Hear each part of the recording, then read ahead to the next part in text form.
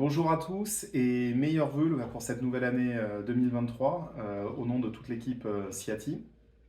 Donc on va avoir un résumé ce mois-ci des marchés vrac pour le mois de janvier qui est toujours un peu plus court puisqu'on essaye d'utiliser ce mois de janvier pour faire un retour en arrière en fait de comment l'année s'est déroulée et d'imaginer quelle pourrait être la suite. Donc ça va être une version beaucoup plus rapide. Et en introduction, on aimerait identifier déjà quelques points positifs pour l'année qui arrive, à commencer par l'indice mondial des containers Drewry, dont on avait parlé déjà le mois dernier, qui montre que les coûts de transport jusqu'à présent en janvier sont inférieurs de 77% à ceux de janvier 2022 et de 79% à ceux du pic qu'on a connu en septembre 2021.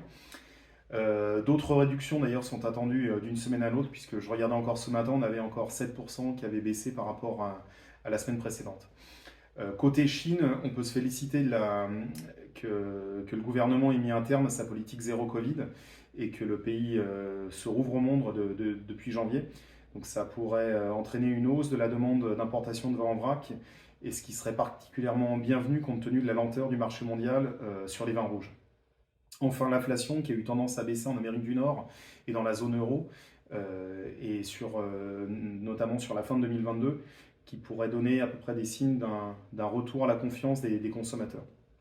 Donc, recommençons pays par pays en attaquant par l'hémisphère sud avec l'Argentine, où les ventes de 2022 ont été lentes à l'échelle internationale et même domestique. L'Argentine peut donc fournir de grands volumes de vin rouge en vrac, qui est principalement donc le Malbec, qui est leur cépage phare.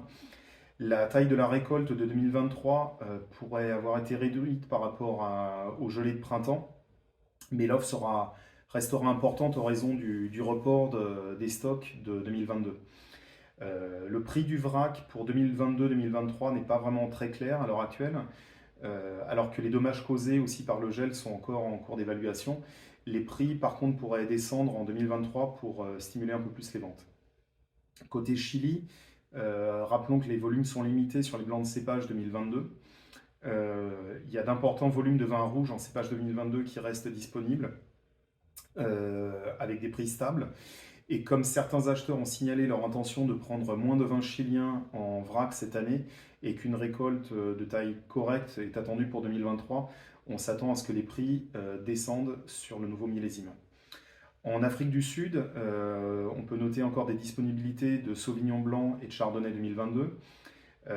Sur Chenin, générique blanc et cépages rouges internationaux et pinotage, encore pas mal de vins disponibles. Notons que sur la devise, le rand, celui-ci est stable et qui reste à un niveau faible par rapport aux autres devises. Le générique rouge est disponible mais à un prix élevé car on note en fait sur le pays une demande assez forte au niveau domestique. La récolte 2023 devrait être de bonne taille. En Australie, actuellement, le pays est fournisseur de Shiraz, Cabernet, générique rouge, Merlot, le plus compétitif au monde en termes de prix.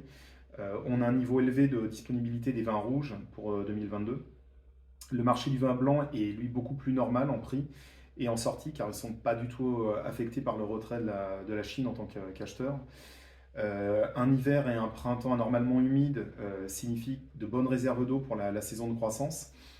Le Sauvignon blanc pourrait connaître un léger fléchissement des prix en 2023 en raison des nouvelles plantations et des producteurs qui ont greffé ce cépage. En Nouvelle-Zélande, le millésime 2023 a le potentiel d'être important en termes de volume.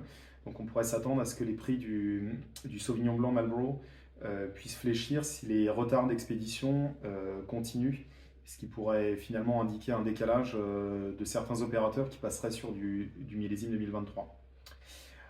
Hémisphère nord, Californie, la récolte 2022 est estimée à 3,5 ou 3,6 millions de tonnes, ce qui est pour la troisième fois consécutive une récolte assez faible.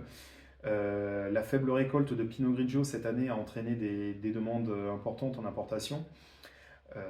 Par contre, les récoltes de Muscat cette année devaient revenir à la normale, ce qui devrait mettre un terme en fait à l'importation de vins étrangers dans le pays. Les prix du vrac dans la Central Valley en janvier 2023 sont conformes à ceux de janvier 2022. Les prix élevés sur les concentrés, les mous concentrés, pourraient entraîner encore une fois, on en avait parlé, une demande d'importation.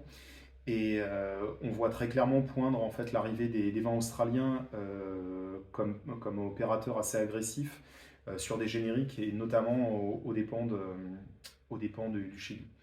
En France, la récolte 2022 est estimée à 44 millions d'hectos, ce qui est en ligne avec la moyenne quinquennale.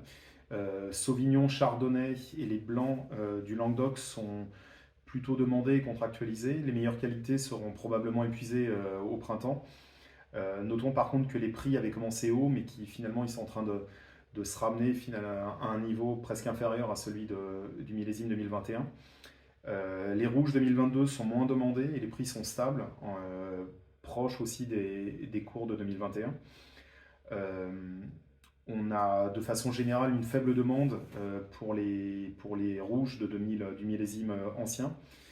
On peut noter du coup des opportunités intéressantes en termes de prix et de qualité pour les AOP 21 et les rouges de qualité standard du sud de la France.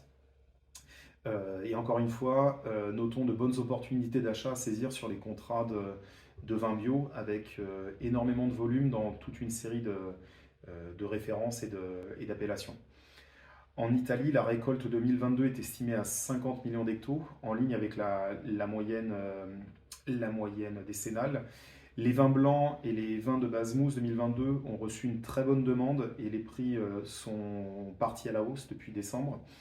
Le Prosecco DOC 2022 a commencé sa campagne à 2,20 € le litre. Le Pinot Grigio 2022, lui, entre 1,05 et 1,15 €. La demande de vin rouge 2022 reste aussi limitée dans ce pays avec une tendance clairement à la baisse.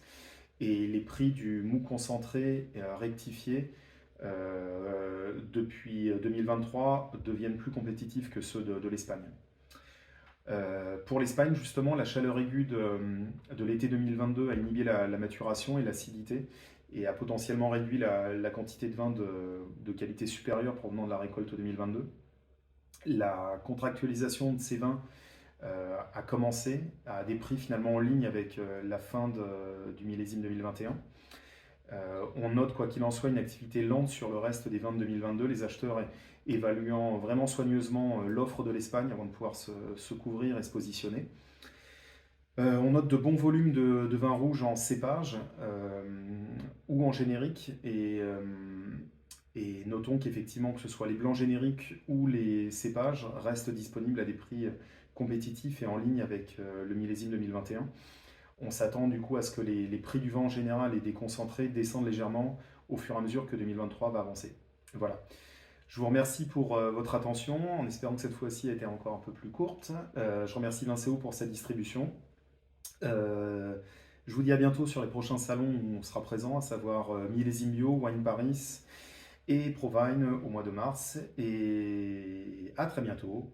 Bonne journée à vous. Au revoir. Go! Joyeuses fêtes et meilleurs vœux pour 2023!